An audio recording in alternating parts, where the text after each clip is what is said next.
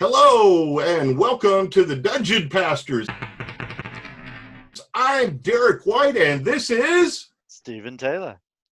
And today we are going to be talking about coping during coronavirus.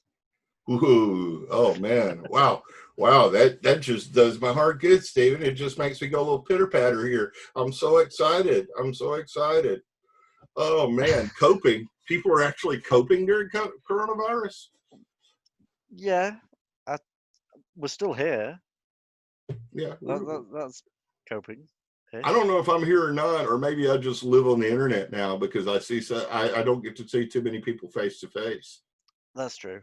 I saw my parents face to face today. That was nice. Oh, that is nice. So how are things going over there in the UK? What does it look like for us Americans over here who may be watching or listening? What is the response to COVID-19 over there? Because in America, we're such a big country, it's crazy all over.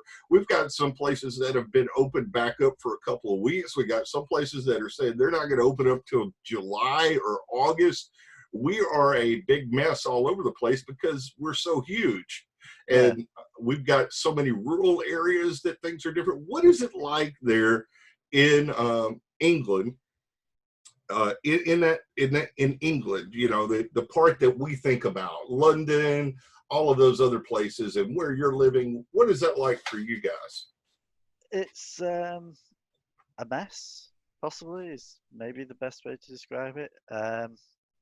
We have a lovely conflicting message from Boris Johnson, basically. Wow, we don't know what that's like in America. No. We have no idea what conflicting messages are like in America. But if you have the chance, just look up the Boris Johnson message to the country on relaxing lockdown, where he said, "Go to work, don't go to work. Go outside, don't go outside. Stay at home, don't stay at home. Stay alert, don't stay alert. Stay at home, don't stay at home. Don't." Yeah, and that is almost verbatim what he said, basically. Things are slowly starting to reopen, being a bit more serious. All the shops, well, not all the shops, but a lot of the shops are reopening tomorrow with social distancing in place. You're still not allowed to go into your friends and family's houses. You can see them in the back gardens, and you can have like barbecue and stuff like that, but you're not allowed in the houses. But you are allowed to go and have retail therapy and stand in a shop next to complete strangers rather than by your family. But, well, of course, because economics is more important than socializing. Yes. Yeah. We have this thing called social bubbling now. So if you're a single person or a single parent, you're allowed to connect with another house and become a social bubble as of this past Saturday. So you can treat each other's houses as if it was one house. Wow. Yeah. Here in Tennessee in America, that's been common practice since this thing hit. I have households right down the street where about a month into the quarantine, there were 10 kids playing outside, which represented 4 or 5 families. Yeah. America. You get that here as well, to be fair. There's lots of filling beaches and things like that. But, you know. Yeah. It's crazy. It's crazy. Well, how has gaming helped you cope during the coronavirus? I've started a role-playing game with some friends. I've not told you that. What? And not only well, I knew this. I'm acting surprised. I knew this privately, but for those of you folks who don't know, who have just been watching us a little bit, Steven's not really the RPG guy. He's not really the tabletop RPG guy. Steven's more into miniatures and stuff. Yeah, so this is something really new for Steven to enter the world of Dungeons and Dragons. Dungeons and Dragons. Yeah. So it's going relatively well so far. My players are currently stuck in what is effectively Groundhog Day at a pie festival. So they're trying to figure out what on earth's gone on. I slightly shoehorned them into doing it, but it was worth it. So, you know. Now, how are you playing this? Where are you guys playing at? Over Zoom. No, not over over Zoom. Zoom? Over Roll20. Roll20. So you're using Yes, Roll20. we're using I'm Roll20. familiar. Got some. I make the maps on it and just go with it. So it's Yeah, good fun. baby. Yeah. It's good fun. Yeah. If it wasn't for the time difference, I'd love to jump in. Well, we do it. It'll be mid-afternoon for you when we run it. Oh, It's around about this mid-afternoon. time of night. So yeah, Hmm. if you fancy, you might watch this. I'll message you later. Come in, make me the big bad evil NPC. Yeah, if you fancy being a big bad NPC god, you're welcome. Yeah. Every preacher secretly wants to be God for about 2 minutes. We all know that. We all know that. We like our egos stroked, stroke our egos, all that.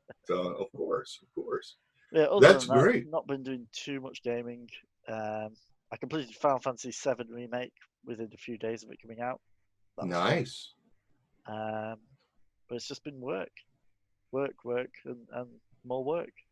Because when Are you're you supposed, finding that you're working more during Corona than you were beforehand? yeah, Yeah. my job is supporting lecturers with their online teaching and all of the edtech sort of stuff. So my thoughts on it are, if I was still teaching and I got stuck on something, I'd want the help as soon as I could. Mm-hmm. So I don't want to leave people panicking for hours or days on end about something. So if a Yeah. message pops up, I'll answer it, even though I'm meant to only work 9 till 5. But it's you need to support people, don't you? You need to help Right. people at this time. Right. So yeah. So are you doing anything else to relax? You doing anything else to relax? Um, done some painting. Painting. Not done any recently. Oh well, I say recently. Within the past 3 weeks, I've not done any. But 3 weeks ago, I painted 40 pairs of trousers.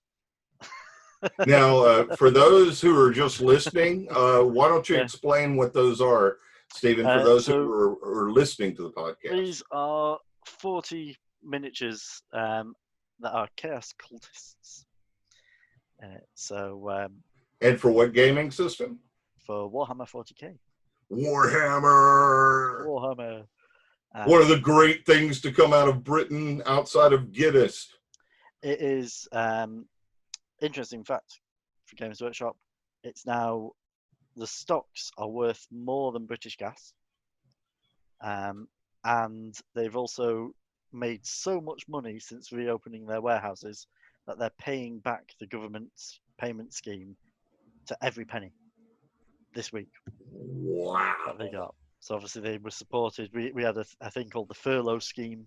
Yeah, I don't know if you've got that in America. Yeah, we had something similar. So the government helps pay 80% of people's wages for companies. Nice. And Games Workshop have just gone, we've made so much money since reopening, just have all of that back, which is quite cool. That's awesome. So, That's awesome. We had a couple of companies in America give it back, and then we had a few hold on to it. But yeah, ours only paid like 2.5 months worth of salary. That was it. Nothing else. Boom. There you go. Here's 2.5 months of salary for your people. And after that, you're on your own. yeah. And the furlough scheme, I believe, goes on until September. I'm not sure. So, Yeah, ours is already ended. They're talking about doing something else to help payrolls, but we don't know. Our employment rate is just skyrocketed. It's nuts. yeah. We won't get into that. No. So you've been doing some painting, but Depending. it's been about 3 weeks. Got you some nice Warhammer miniatures. Do you have anything that you painted recently you want to show us? I got a few things. I mean, if you've been following me on Facebook and things, you'll have probably seen things already. But this dude, this is what's called a kit bash. So I took a few different models from different things and put them together to make a different thing. So this is a guy that's called a demon prince. Yeah, very Christian, I know. But yeah, So that was quite fun to put together. We call those a Frankenstein over here. We'll call them a Frankenstein when you take a bunch of different kits and put them together. Well, with painting in mind, I want to take a moment here and give a shout out to our friend Daniel Fisher. Daniel Fisher is an excellent painter, and he's doing instructional paint videos through Troll Lord Games, the publishers of Castles and Crusades. Troll Lord Games has a Twitch channel, and if you want GM hints and tricks of the trade, you should check out the Troll Lord Games Twitch channel. But Daniel Fisher is also showing people how to paint. And so we want to give a shout out to our friend Daniel Fisher, because he also works with a partner group of ours, Inroads Ministries. This is an unpaid promotion, by the way. We don't get paid for this. Our payment is your love and appreciation. That's how y'all pay us back, your love and appreciation. Well, our payment is, eternal love and gratitude. So you said so much about it. Say eternal. We just want your eternal love and gratitude. That's how you say it. But Daniel Fisher has a Patreon now. It's patreon.com, Haunted Holler Painting. Now, you can tell that Daniel is also in Tennessee like me, because it's called Haunted Holler Painting. And so if you want to look at a Patreon, or you want to check out his painting videos, I know he would love for you to come in if you're wanting to learn how to do miniature painting. Daniel has been with me to GaryCon, and at GaryCon in the past, he has given painting classes and done short painting classes on how to paint miniatures. And so he is doing those videos on Twitch. And so check those out.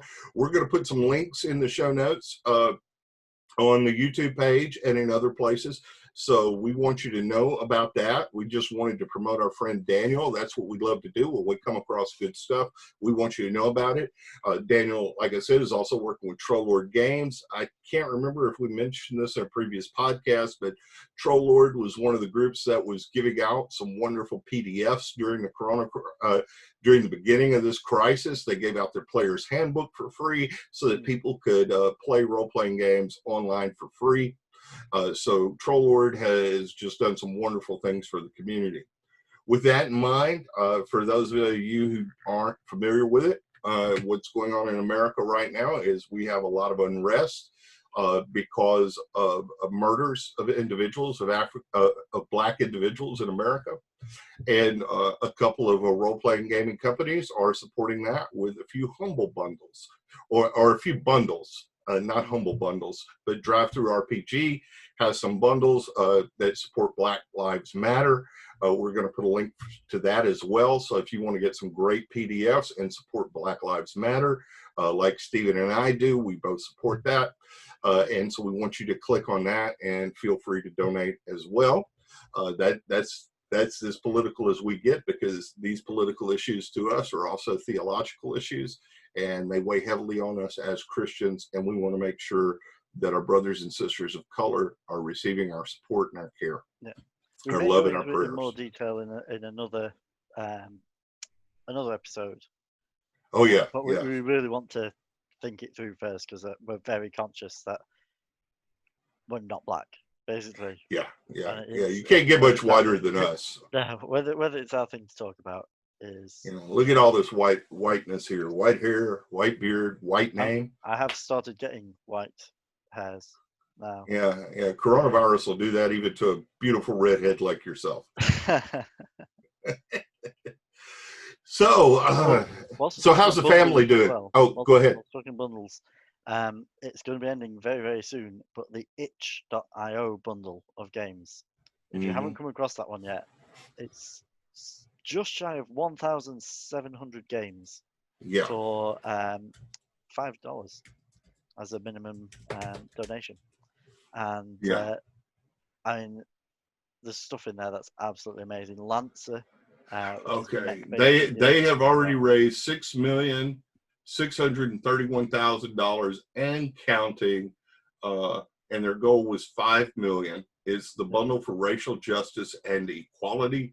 All of these items they have on there are DRM free, and like Stephen said, the minimum donation is $5. The thing is, I don't know if they'll be able to get in time, Stephen, because We'll be it. putting this live very, very quickly. Oh, So okay, cool, hopefully, cool.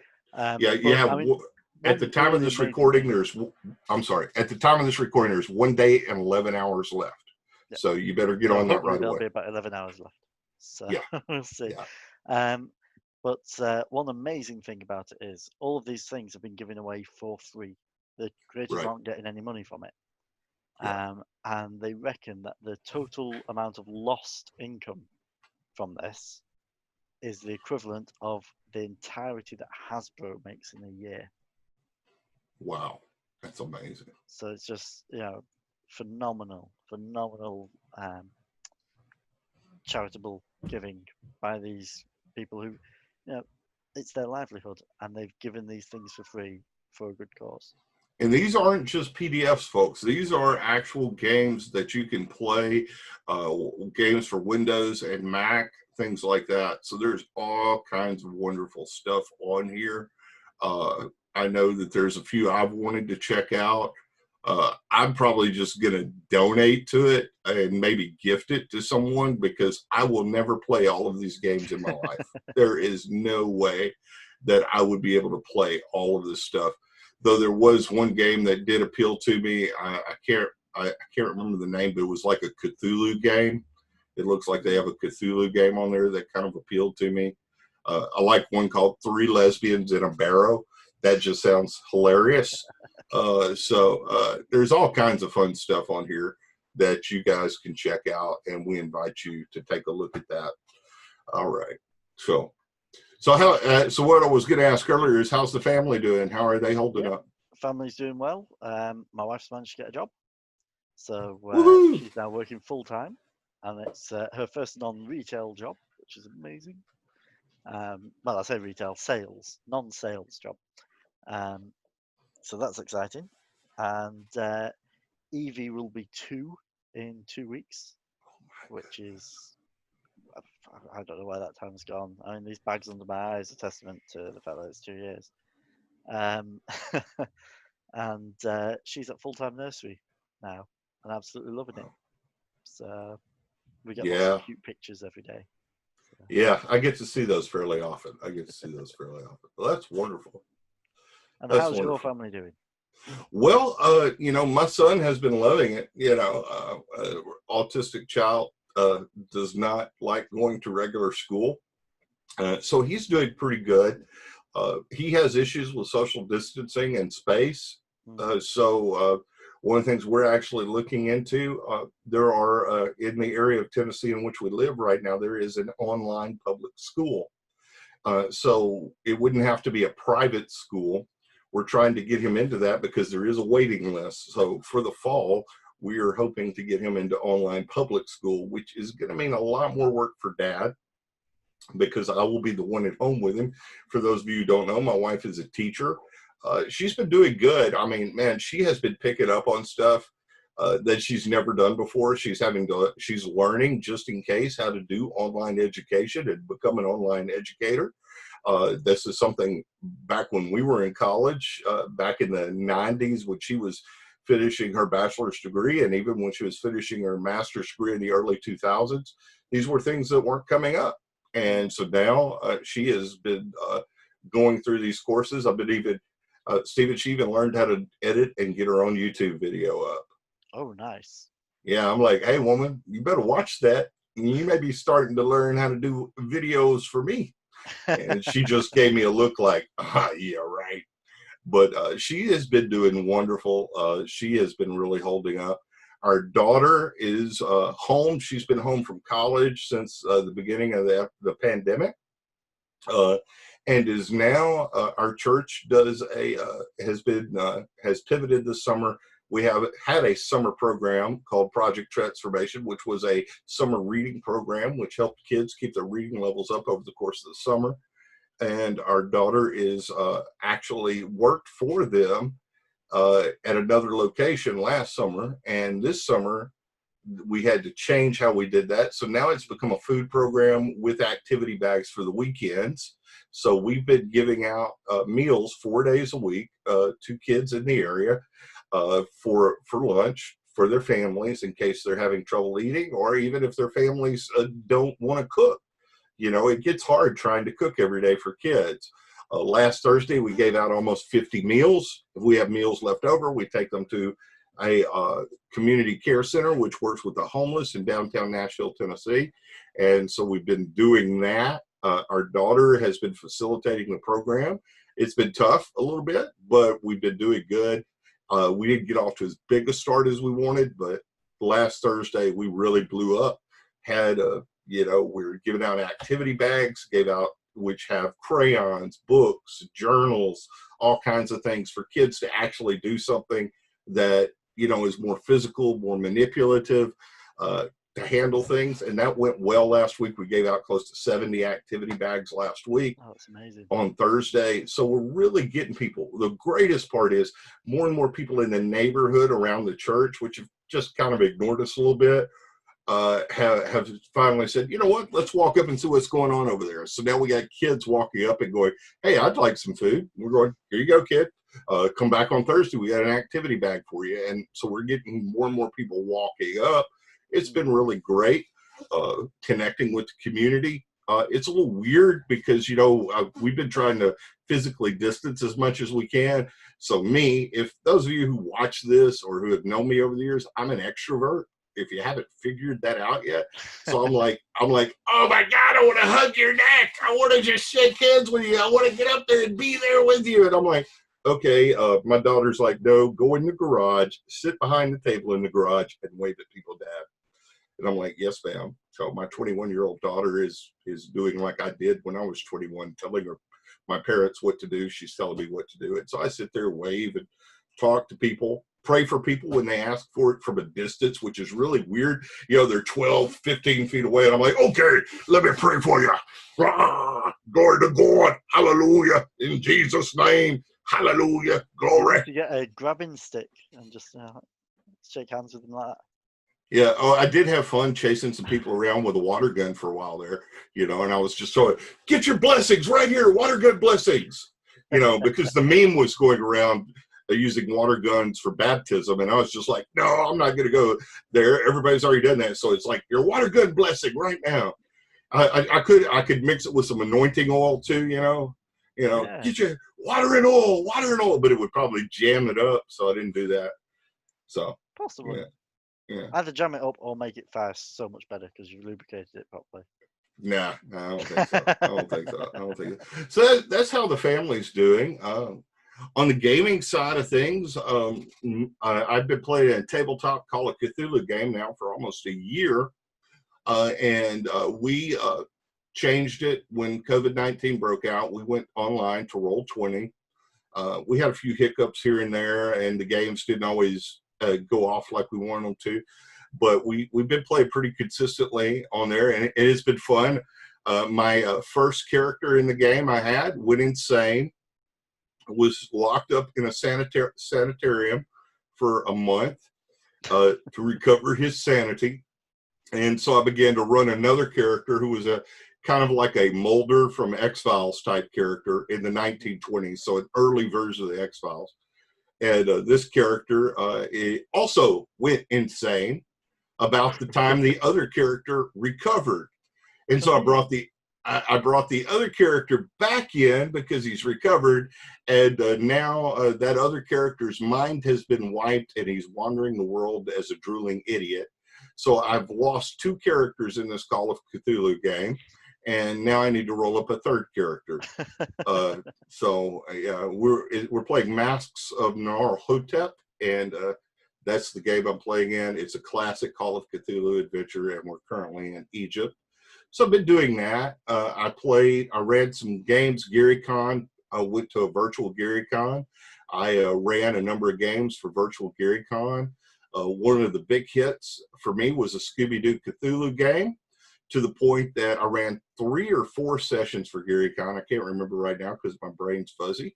And then I had other people ask me if I would run that for them privately. It was some close friends. So I ran some Scooby-Doo Cthulhu adventures for some people privately. which was a lot of fun. I was using the Pulp Cthulhu rules, and we had a blast doing that. So that's gone over really well. Been able to do that. Let's see, other gaming that I've been able to do. Played a few games with my son. He's gotten a couple of new games, so we played some things with him. And on the video game set, I've been playing BattleTech, which I really love BattleTech. And I actually beat the main storyline in there, which was good. I can't remember the last time I actually finished a main storyline. Then after doing that, a friend of mine gave me a Steam code for XCOM 2, which is a gorgeous, beautiful game. It is, but it's very hard to play. It's yes. very hard to live, and I've decided I'm not going to be playing it much anymore because I can't keep people alive. and I have it on the easiest setting possible. So I'm getting old. I'm getting old. Get off my lawn with these video games that I can't beat. You know, can I just pay you some money to get past this level? That's the way the world's. I'm like, I want to pull up my phone and go, can I just buy some coins to get past this? No, I can't. What's happened? What's going on? I can't just buy extra to. So, but it is a gorgeous game, and if you're better at games like that than I am, and I do like it because it's turn-based. I am a turn-based video gamer. I love turn-based games. I always have. It just feels a little bit more strategy-oriented. But if you love those sort of things, I recommend going for XCOM 2. I'm just not really good at it, and I can live with that. I don't have anything to prove to you guys. I do love BattleTech. I even went and bought the extra expansions for BattleTech. I will say the extra expansions don't give as much as they would appear to give, which is kind of sad. They have flashpoints, which are like mini campaigns, and I like that. I really wish they almost had an MMORPG feel where you could do a shared world experience and just build a shared storyline. Yeah. That would be really, really cool. And if they ever come out with a game like that, my wife may have to install a mini fridge in my office. Well, they've got the you can always get the minis for BattleTech. Oh, I know. Miniatures war game. Oh, and they have put out some nice box sets. I've been eyeballing here in the U.S. For that, because at my first experience with MechWarrior and BattleTech was at a gaming convention. So I played the tabletop. I came in second in the tournament because I did a death from above. And crushed another mech, and they were like, dude, I did more damage than any other player in the game. And I made my piloting roll, so I did very little damage to my mech, which they were really surprised at. It was just good roll of the dice, but they didn't give me the game because I actually didn't destroy the big bad guy, even though I did the most damage to the big bad guy, which makes me mad. I don't like this. Oh, I got in the kill shot. I don't care. Who did the most damage? If I had not knocked him off his throne and did all that damage, I should have won this tournament. So all I got was a little patch. The other guy gets like $200 worth of books and miniatures and all that. I'm like, yeah. I'm trying to think of rude gestures to make that don't get me in trouble because I am wearing my clerical collar because today we're recording this on Sunday afternoon. So that's another part of my life. I just got through having online worship a little while ago, and we're planning on maybe, possibly, hopefully having on-site worship, either we're limiting it to 25 people in the facility, which is well within range around here. It's perfect for our facility, either at the end of June or the first part of July. We don't know yet, because the Nashville metro area, for our friends that don't know, is a very large international area. And so we've seen a lot of spikes, especially when things open up. People come to Nashville because we're a vacation area. And so when we've had restaurants open for a week or two now for on-site dining and all of this. So we don't know what spikes we're going to have in our area. Oh, and another gaming thing I recently picked up. I would just I stopped into a comic store that was open, and I was like, "Yes, thank you, you're open, good," because books are essential. And I picked up this role playing game I'm checking out. It's called Oh, Icons. It looks like it came out in, let's see, it's a super powered role playing game, and it came out in 2010. So it's about 10 years old. But one of the designers was also a designer of Mutants and Masterminds. And Mutants and Masterminds, ooh, for a long time, was my go to superhero role playing game because it was D20 based. But it could get a little complicated. And so this one actually was described as a superpowered new role playing game inspired by the fast playing old school games and the new generation of narrative role play. And so this sounds like something I would really like. The artwork, for those of you who are watching, it's really got some nice artwork. It looks similar to what you would see on Teen Titans, not Teen Titans Go, but the Teen Titans show. I mean, it's not like tremendously great artwork, but it's not bad either. You can see there. And no, so it looks really good. I picked it up for $10, so why not? And then my other cool thing I bought, which I have been looking for these forever.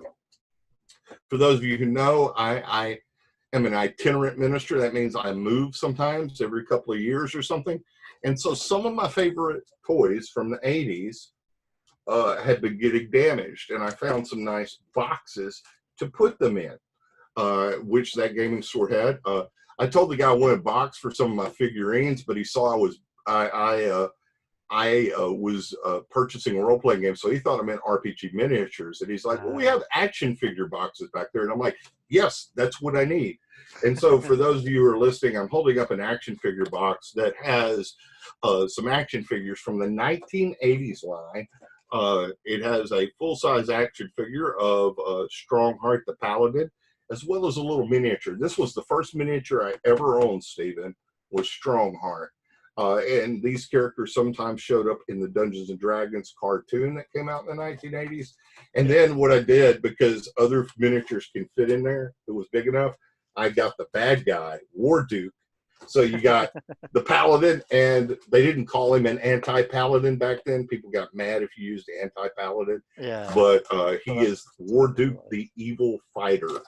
And so that is, I have a whole bunch, I got 4 of those boxes, was able to fill those up to take care of some of my minis because the glue is starting to come off on some of the cards, so they're not mint in box. I'm hoping someday I can get some, I can buy them that aren't in the box, because I only have like one that's not in a box anymore, and that's Strongheart. And I'd love to have a whole collection of ones I could just play with. yeah. Like there. Well, I managed to dig out some of my old Space Marines for when I first started when I was Ooh, 10. Space Marines. So let's see. There we I'm going to let Steven talk here for a go. second, and I'm going to turn off my So there we video go. This is and classic just look third at. edition Marines. This thing, Nice. and also you can see how bad my painting was back then compared to now. Anyway, Now, if I remember right, you started doing Warhammer with your brother, right? Is I that did. correct? Yes, yes. Yeah, and how old were you? I'll have been 10. He'll have been 8. Oh, wonderful. Does he So still do anything with Warhammer? no, he's gone full down video games. Oh, man. That's his shtick. He does trophy hunting. So on PlayStation, let me just check because he has a ridiculous score on there with PlayStation trophies. Bear with me whilst I just open up the app and check. This is where technology lets us down slightly because it takes forever. Will it be on here? Maybe, possibly. Well, while you're pulling that up, I will Yep. turn my screen back on so that we don't have dead air. I did radio in the early 90s, if people can't tell from my voice. So I'm always aware that you have to watch out for dead air. Indeed.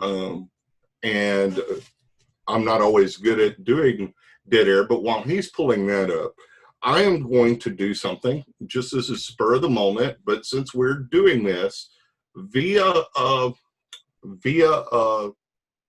Zoom, when this is how we record our podcast, the video section of our podcast, we record it via Zoom, and then Stephen is a true gentleman, and he is so kind to me that he goes and he edits the video. So what I'm going to do right here is I'm going to share a screen with you. I'm going to share my screen. Stephen, can you see my Roll20? Okay, so this is what Roll20 looks like for those of you. You can see I have a couple of games here, not a lot. Mask of Hotep is the one I play in. Now, one of the things that Wizards of the Coast did, which was really awesome, is they gave away the Lost Mine of Phandelver, which is an intro D&D adventure. Now, so for those of you, I'm going to launch the game so you can get a look at this if you've never used Roll20. We're turning this into a basic Roll20 until Stephen gets some things ready here. One of the things that you will like, you're seeing the GM part of the screen, so I'm giving away some of it, but I don't think most people are going to mind here. But you can see how as the GM here, I could move tokens around on the screen. I can go down here. But there's also a fog of war on here too, where you could only see stuff. I haven't totally figured out how that fog of war works and what the players see. That's where Stephen may come. That is lit up. The players can see. Right, and this is what I'm trying to understand is why can the players see this area over here? Is that a player token or something, maybe? No? No. See, I don't know why the players could see the areas where these goblins are at. Be able to see them. It should. Yeah, so I haven't totally figured it all out, but then I can pull up my page toolbar. It even gives you a random battle map if you want to use it, which is really nice. So these are things that you could use, and you could copy these out of here and use them for your own games. Here's like the Ruins of Thunderdelve, which is real nice. There's lots of stuff that you can use. You can move the tokens around. And to me, this gives a feel of a regular tabletop game for those of us who like to use battle maps and things like that. So that's one of the things I really like about Roll20. It was really simple and easy for me to pick up, but some things, like you can see, the Fog of War wasn't that easy for me to pick up. And then over here, this is, of course, my Scooby-Doo Cthulhu game that I ran. I've been asked, and I'm trying to figure out how to do old school essentials on there. Old school essentials, let me stop the screen sharing here. Old school essentials is based off of the gaming styles of the 1980s and 1970s of role-playing games. And this is the box set. What reason I like it, it's not that I hate 5th edition. I do not. I am not a 5th edition hater. But it is much more simplified rules. I don't have to worry about attacks of opportunity or all of those things that I might not. And it comes in multiple booklets, which just kind of looks really good. And I'd like to run it because it's similar to, I don't have that book readily available, but it's similar in some ways to the D&D I played back in the day. The good part about this is that with old school essentials, I can still use some of the newer things like ascending armor class. Back in the old school days of role-playing games, armor class went down. The lower your armor class, the better it was, which meant you had to have charts. So like if you had a -2 armor class, you had to go on your chart. For those of you who can see what I'm doing with my hands, you went over here, okay, a cleric of what level hits and what do you need to roll to hit an armor class of -2? And so you had to line up the chart, and that gets that can slow down the flow of a game. With D&D now, all you have to do is roll upward. So if your armor class is a 16, somebody needs to roll a 16 to hit you, and they add whatever bonuses to it. You can add that to old school essentials, and it makes the game much easier. But there's a lot of other stuff in there that there's not as much customization of characters. It just takes a clever DM to help you customize a character. So I like it. A couple of other friends of mine like it. When I run games at conventions again, instead of doing the old basic D&D, I'll probably use old school essentials. But I really like it. So there we go. That's how I filled up the dead air, Stephen. So tell us a little I bit was just more saying, about your Space Marines. my brother has 128 platinum trophies on PlayStation. A platinum trophy means you've completed the entire game. So he's Oh, completed 128 entire games, oh my goodness. which is apparently fun, according to him. Well, I do like Leaving. getting my badges and unlocking things on Steam. I do Yes, like that's that. true. Yeah. I do. It is good fun getting it, but he like really he won't play a game unless he knows he can platinum it. So, you know, which is very impressive since he plays Demon Souls and Dark Souls and all them sort of ones. So Yeah. yeah. All right. Right. So I think this is coming to a sort of a natural sort of close now for this I episode. think so, man. This has been great. It's been good seeing It your face, has. Stephen. It's I have been so ridiculously busy with work. That's why we haven't really had another episode for a while. I know the feeling. And don't you take all the blame on this. I mean, let me start my video back up here. I'm trying to save bandwidth to help Stephen out a little bit. But I mean, dude, it's been nuts for me. I mean, it's hard keeping good boundaries for a preacher.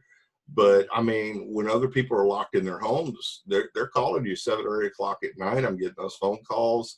I'm getting emails at 9 or 10 o'clock, people wondering why I'm not responding to them. Having a feeding program, which is basically in my backyard 4 days a week. I mean, it's just your time, and it is hard both for, I think what you're experiencing right now, because I'm pretty sure your work, your job is not giving you good boundaries, are they? Oh no, they are. They are. Oh, that's I'm good. just choosing to ignore them because I Okay. believe that if a Well, see, in teacher is America, it struggling, hasn't been that way. We've had jobs encroach, and I talked to a lot of my parishioners who are out in the regular workforce, and they're getting encroached upon all the time. They were before COVID hit, and now their jobs are wanting to own them 24/7. And that's something we as clergy have felt like for years. yeah. I mean, we No, have felt like we're I'll give never that off. to my work. They're very keen on you have a separation between work and life. Oh And yeah. if you're 9 to 5, you should be working 9 to 5. But I'm choosing not to because there'll be lecturers who will get stuck on something and will be panicking over what it is. And if I can respond to them then rather than the next day or a few days later, it takes that stress off for them. And in a very highly Oh, stressful that's time, awesome. then that's what I feel I should be doing.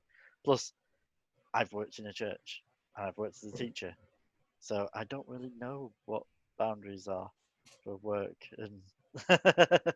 life. We're So going to have to find a way to find better boundaries. Nobody's got an answer for that right now, no. but we're going to find a way. And we'll leave you with, I will leave you all with this thought. If your gaming turns into work, find something else to do.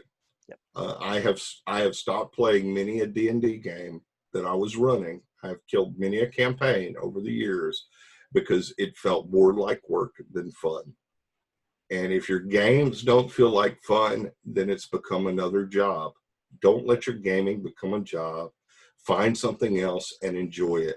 Take a break, take a hiatus from it, do something else more fun, something that makes you feel free. God created us to play. God created us to enjoy the world around us and to have fun. And I hope you'll live a life well played. And so may God bless you. May God watch over you. And may all your hits be crits in Jesus' name. Amen. Amen.